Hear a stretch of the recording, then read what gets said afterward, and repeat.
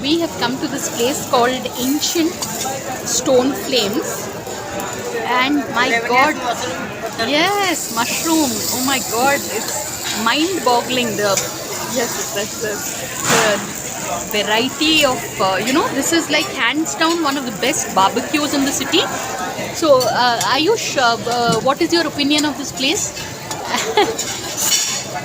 Ayush, as we can see, it's very crowded, and I think I need to remove some stuff from here, otherwise it will get it's hot. Ayush, your opinion of this place? Yeah, food is also excellent, so it's like very satisfying. So for $829, even if you are a non-vegetarian, this is what you pay, and it's $470 for children.